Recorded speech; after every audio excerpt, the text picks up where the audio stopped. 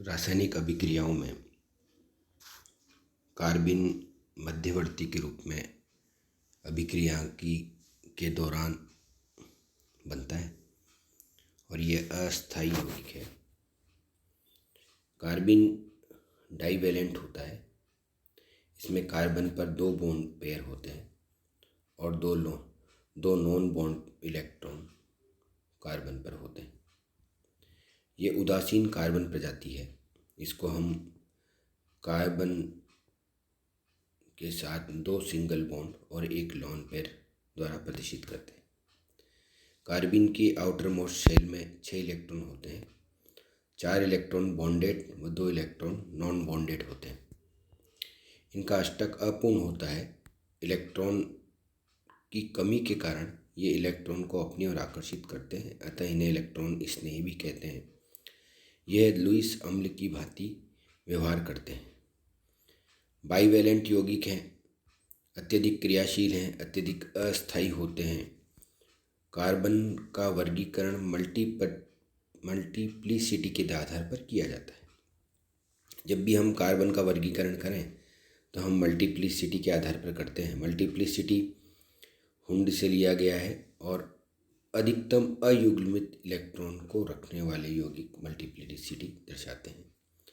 Multiplicity ज्ञात करने के लिए कैपिटल M बराबर 2s+1 यहाँ s बराबर टोटल स्पिन या कुल चक्रण जितना उसमें उपस्थित है, तो हम देखते हैं कि इसमें 2 इलेक्ट्रॉन उपस्थित हैं जो कि एक लॉन पेयर के रूप में है और दोनों में +½ -½ की स्थिति यदि है तो +½ बराबर 0, तो m बराबर 1 यानी सिंगलेट स्पीशीज बनेगी और यदि m बराबर 3 आता है तो ट्रिपलेट यौगिक का निर्माण होता है। कार्बन की हम बात करें, कार्बन का इलेक्ट्रॉनिक विन्यास 1s2 2s2 2p2 होता है। यदि वह सिंगलेट कार्बिन है, 1s2 2s2 2p को हम देखें तो हम देखते हैं कि यदि वह सिंगलेट कार्बन है अर्थात 2s और 2p में एक एक इलेक्ट्रॉन है, उनका शेयरिंग या जोड़ा या आपस में एक कक्षक में एक एक इलेक्ट्रॉन एक ही दिशा में उपस्थित हैं और 2pz कक्षक खाली है, तो अतः यह हो गया 3 इलेक्ट्रॉन sp2 के बनते हैं ऑर्बिटल। तो इस प्रकार की जो ये कार्बिन है इसमें का संकरण सिग्मा बंध प्लस लॉन पेयर की संख्या के आधार पर निकालेंगे तो सिग्मा बंध इसमें 2 बनते हैं और लॉन पेयर 1 है अर्थात 3, अतः sp2 संकरण होता है। सिंगलेट कार्बिन में sp2 संकरण पाया जाता है।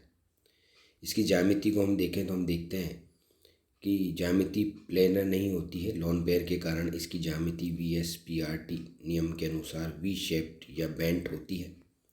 इनका बंध कोण 103 डिग्री जो कि इसमें लॉन पेयर ऑफ इलेक्ट्रॉन होता है, जिसमें एक एक इलेक्ट्रॉन प्रतिकर्षण के कारण बंध कोण का मान कम हो जाता है और इसको CH2 और 2 इलेक्ट्रॉन को जो कि विपरीत दिशा में होते हैं के द्वारा प्रदर्शित किया जाता है। कोहोट मेथिलीन भी कहते हैं और जब इसकी m को ज्ञात करते हैं तो हम देखते हैं कि वही 2s+1 2 बराबर +½ और दूसरे इलेक्ट्रॉन का -½ = m बराबर 1। ये सिंगलेट कार्बिन को दर्शाता है।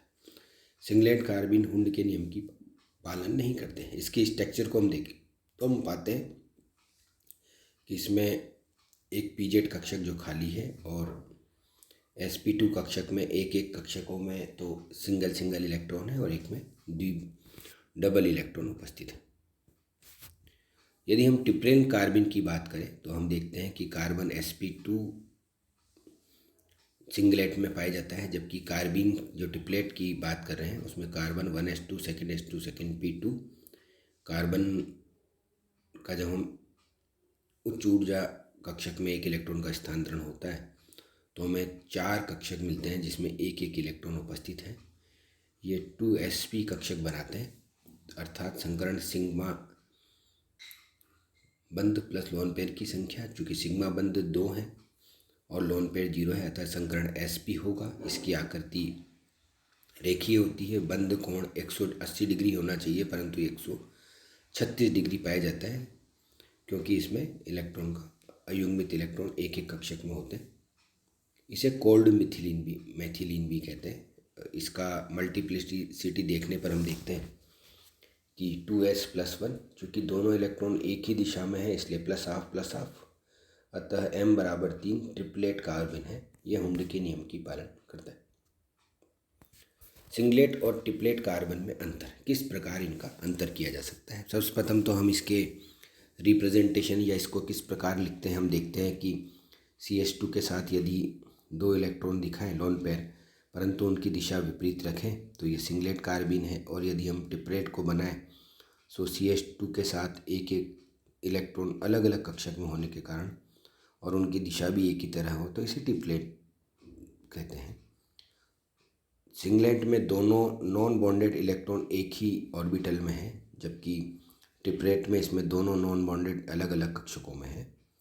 इनमें अपोजिट स्पिन होती है जबकि इसमें पैरेलल स्पिन होती है। इसमें बॉन्ड पेयर 2 है, अतः इसे बाइवैलेंट भी कहते हैं, जिसमें भी बॉन्ड पेयर 2 है। लोन पेयर की संख्या 1 है जबकि इसमें लोन पेयर 0 है। अनपेयर्ड इलेक्ट्रॉन 0 है जबकि अनपेयर्ड इलेक्ट्रॉन 2 हैं जो कि अलग अलग कक्षाओं में हैं। चुंबकीय आघूर्ण की बात करें तो चुंबकीय आघूर्ण के लिए वर्गमूल n+2 बोर मैग्नेट्रॉन होता है। चूँकि इसमें n=0 है इसलिए बोर मैग्नेट्रॉन 0, जबकि इसमें n=2 है अयुग्मित इलेक्ट्रॉन की संख्या, इसलिए बोर मैग्नेट्रॉन √8 प्राप्त होता है। इलेक्ट्रॉन स्नेही है, ये भी इलेक्ट्रॉन स्नेही है। सिंगलेट लुईस अम्ल की भांति व्यवहार करते हैं परंतु ट्रिपलेट लुईस अम्ल की भांति व्यवहार नहीं करते। इनमें संकरण sp2 होता है जबकि ट्रिपलेट में sp। इनकी ज्यामिति वी शेप्ड या बैंड शेप्ड होती है जबकि ट्रिपलेट में इनकी ज्यामिति लीनियर होती है। चूँकि इसमें लोन पेयर ऑफ इलेक्ट्रॉन नहीं होता तो ये प्रतिचुंबकीय या पेयर्ड इलेक्ट्रॉन के कारण डायामैग्नेटिक होते हैं, जबकि इसमें अयुग्मित इलेक्ट्रॉन होने के कारण अनुचुंबकीय या पैरामैग्नेटिक होते हैं। सिंगलेट और ट्रिपलेट में कौन ज़्यादा स्थायी है, इसे हम जब देखते हैं तो हम देखते हैं कि ट्रिपलेट मोर स्टेबल होता है सिंगलेट की तुलना में, क्योंकि इसमें इलेक्ट्रॉन का प्रतिकर्षण कम होता है, जबकि सिंगलेट में इलेक्ट्रॉन एक ही कक्षक में होने के कारण इलेक्ट्रॉन का प्रतिकर्षण अधिक होता है। एक्साइटेड स्टेट में रहते हैं अतः इलेक्ट्रॉन एनर्जी ज़्यादा होती है, जबकि ग्राउंड स्टेट में रहते हैं इनकी एनर्जी कम होती है। हेलोकार्बीन सिंगलेट स्थिति में और हेलोकार्बीन ट्रिपलेट स्थिति में हम देखते हैं तो ये अपवाद स्वरूप देखा जाता है। इसमें हम देखते हैं कि सिंगलेट ज़्यादा स्थायी होता है ट्रिपलेट की तुलना में। ऐसा क्यों होता है, हम देखते हैं कि इसमें जब हेलोकार्बीन को हम देखते हैं तो हम देखते हैं कि इसमें बैक बॉन्डिंग पाई जाती है, अर्थात क्लोरीन के जो लोन पेयर है वो सिंगलेट कार्बन के साथ बैक बॉन्डिंग करके बंध बना लेते हैं, जिसके कारण उसका स्थायित्व अधिक हो जाता है।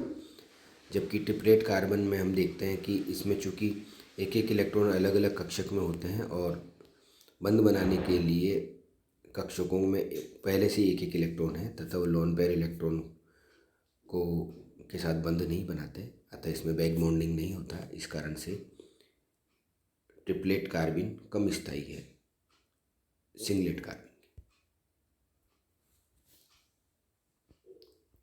इसी प्रकार हम देखते हैं कि डाईफ्लोरोकार्बीन, डाईक्लोरोकार्बीन, डाईब्रोमोकार्बीन, डाईआइडोकार्बीन, जैसे जैसे उनकी साइज़ बढ़ती जाती है उसका बैक बॉन्ड बनने की जो स्थिति वो कम होती जाती है। अतः सबसे अधिक साइज अगर की बात करें तो आयोडीन की सबसे अधिक होती है, फिर ब्रोमीन की, फिर क्लोरीन की, फ्रोमीन की। इस प्रकार हम देखते हैं कि बैक बॉन्ड अगर आसानी से बनता है तो उनका स्थायित्व अधिक हो जाता है। अतः सबसे कम साइज वाला डाईफ्लोरोकार्बीन जब सबसे ज़्यादा स्थायी है, फिर डाईक्लोरोकार्बीन, फिर डाईब्रोमोकार्बीन, फिर डाईआइडोकार्बीन। कार्बन का निर्माण किस प्रकार किया जाता है या किन अभिक्रियाओं में कार्बन बनती है, तो हम देखते हैं कि डाइज़ोमीथेन को यदि हम प्रकाश की उपस्थिति में गर्म करें तो नाइट्रोजन गैस निकलती है और सिंगलेट कार्बन का निर्माण होता है।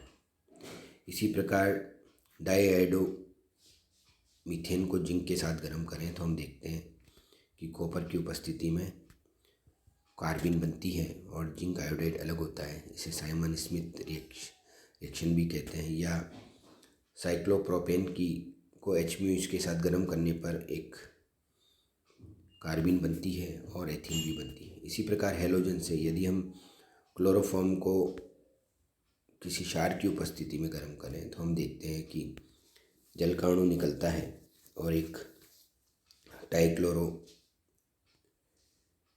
कार्बेनियन आयन बनता है। कार्बेनियन आयन में से एक क्लोरीन अणु, चूँकि विद्युत ऋणता अधिक होती है, वो गर्म करने पर अपने एक इलेक्ट्रॉन पेयर को लेकर निकल जाता है, अतः एक डाइक्लोरोकार्बिन बनता है।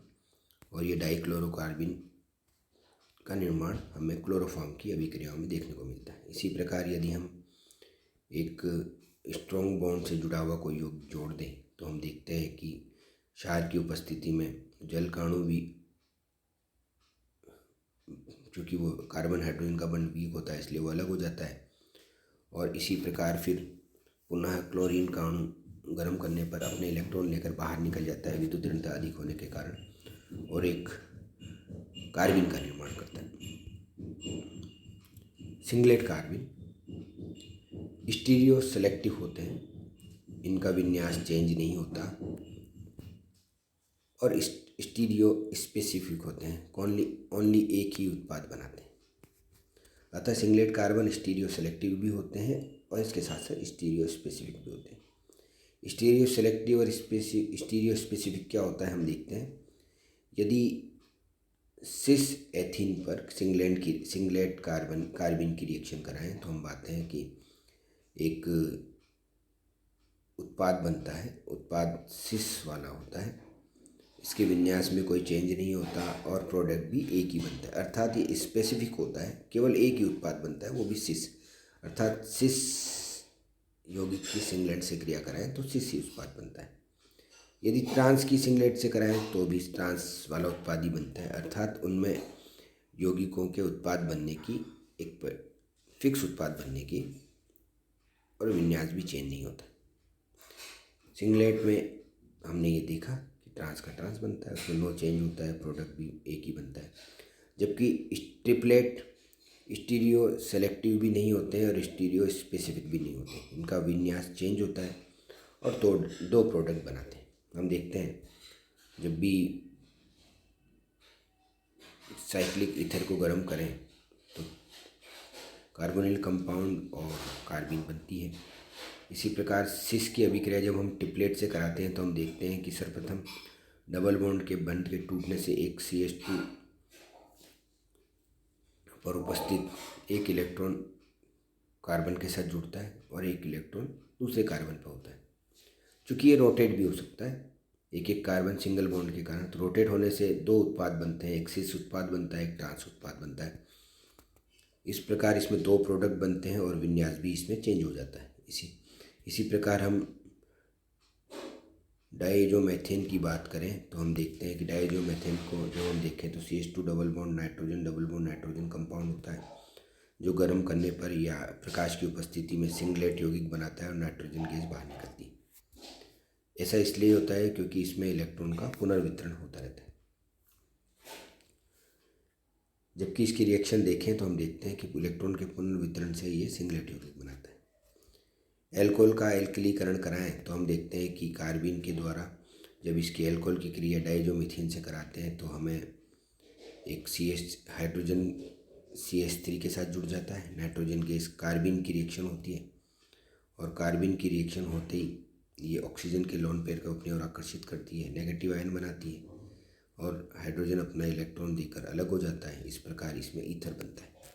इसी प्रकार फिनॉल के एल्कलीकरण को हम देखें तो ये चूँकि इलेक्ट्रॉन इस नहीं है कार्बिन, इसलिए ये ऑक्सीजन के लोन पेयर ऑफ इलेक्ट्रॉन को अपनी ओर आकर्षित करके नेगेटिव आयन बनाती है। हाइड्रोजन अपना लोन पेयर ऑफ अपने बंध के इलेक्ट्रॉन को देकर पृथक हो जाता है, एनिसोल बनाता है। इसी प्रकार नाइट्रोजन के साथ या प्राथमिक एमीन के साथ इसकी क्रिया कराएं तो हमें 2 डिग्री एमीन प्राप्त होती है। हैलोजन विनिमय, आयोडीन की आकार अधिक होता है ब्रोमीन से, ब्रोमीन का क्लोरीन से, क्लोरीन का फ्लोरीन से। यदि हम एक से अधिक फ्लोरो, ब्रोमो या हेलो कंपाउंड को क्षार की उपस्थिति में गर्म करें तो सर्वप्रथम कौन सा हैलोजन विनिमय करेगा ये इस पर निर्भर करता है। तो यदि हम OH के साथ क्रिया करें तो सर्वप्रथम जल का अणु निकलता है। अब चूँकि कंपाउंड में फ्लोरीन भी है, ब्रोमीन भी है, तो ऐसी स्थिति में ब्रोमीन अपने चूँकि आकार कम होता है, अतः अपने इलेक्ट्रॉन को लेकर पृथक हो जाता है और हमें डाइफ्लोरोकार्बन प्राप्त होता है। इसी प्रकार यदि हम क्लोरीन ब्रोमीन की बात करें तो भी इसमें हम देखते हैं कि ब्रोमीन की चूँकि आकृति अधिक है, जल अणु मुक्त हो जाता है, अतः ब्रोमीन अपने लोन पेयर ऑफ इलेक्ट्रॉन लेकर अलग हो जाता है और डाइक्लोरो कार्बन बनता है। इस प्रकार हेलोजन विनिमय सर्वप्रथम आयोडीन से होता है, उसके बाद ब्रोमीन में, ब्रोमीन के बाद क्लोरीन में, क्लोरीन के बाद फ्लोरीन में देखने को मिलता है। नेचर क्या है? कार्बन के नेचर की बात करें तो ये उदासीन है, जैसा हमने पढ़ा है।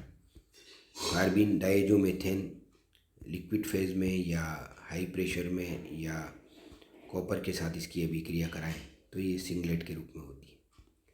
यदि हम इसकी अभिक्रिया कार्बोनिल कंपाउंड या इनर्ट गैस या लो प्रेशर में कराएं तो ये ट्रिप्लेट उपस्थिति में होती है। अर्थात जब भी हम रिएक्शन देखें तो हम ये देखें कि यदि वो हाई प्रेशर या लिक्विड फेज में हो रही है तो सिंगलेट कार्बन बनेगी, और यदि वो लो प्रेशर में और इनर्ट गैस में हो रही है तो ट्रिप्लेट में बनेगी।